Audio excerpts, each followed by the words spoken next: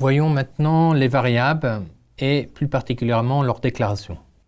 Les variables se caractérisent par le fait que la valeur associée à une variable peut être modifiée dans un programme, contrairement évidemment à ce que nous avons vu tout à l'heure au niveau d'une constante. Comme pour les constantes, il existe plusieurs types de variables. Nous allons retrouver donc les mêmes types que pour les constantes, donc nous allons passer rapidement sur ces différents types qui ont déjà été commentés. À ce sujet, je peux rajouter le fait que d'associer un type à une constante ou à une variable va permettre d'optimiser le programme et notamment la mémoire de ce programme. Puisque si vous utilisez une constante dont vous avez besoin uniquement d'y placer un entier, ça prendra beaucoup moins de place que si vous y placez une chaîne de caractères de plusieurs lignes. Donc il est important, surtout en Arduino, de bien définir ces types, puisque la mémoire de l'Arduino n'est pas très grande, et donc il faut vraiment l'optimiser, et la déclaration et le choix d'un bon type est important. La deuxième raison aussi de bien choisir son type, c'est que si vous déclarez une constante pour recevoir une information booléenne, et que si vous y mettez par la suite une information, par exemple une chaîne de caractères, il est évident qu'il y a quelque part dans la structure fonctionnelle de votre programme une erreur. Donc vous aurez tout de suite le problème qui va remonter à la surface, puisque vous aurez d'emblée une erreur de syntaxe lors de la compilation.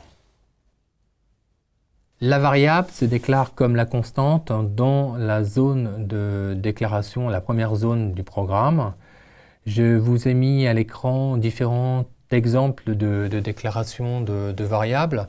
J'ai par exemple une variable qui se nomme tempo, qui est un entier, puisque je l'ai fait préfixer de int, et qui sera initialisée à la valeur 23. Je dis bien initialisée, puisque, comme je vous l'ai dit précédemment, la variable va pouvoir changer de valeur.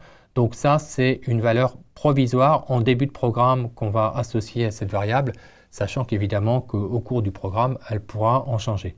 La deuxième ligne, c'est une variable qui s'appelle action, qui est un booléen, qui sera lui initialisé à la valeur false et qui pourra prendre éventuellement par la suite, selon l'événement qu'on attend, la valeur true. Ensuite, on a un total qui peut être par exemple le total d'un calcul financier qui sera une variable flottante qui est égale à 56.32. Faites attention évidemment que sachez qu'en informatique, il n'y a pas de virgule pour les décimaux, ce sont des points. Ensuite, une autre variable qui est une variable qui s'appelle lettre et qui contient, comme son nom l'indique, une lettre de type, donc c'est du type char. Faites attention à ça, tout ce qui est chaîne de caractères, pour les lettres, ce sont des simples slash. Et vous verrez par la suite que pour les chaînes de caractères, nous utiliserons un objet qui s'appelle un objet string, comme vous l'avez ici dans l'exemple de ce slide, pour la déclaration du message de type string. Et dans ce cas, la chaîne de caractères, elle, devra être encadrée par des doubles cotes et non pas des simples cotes, comme une variable de type char.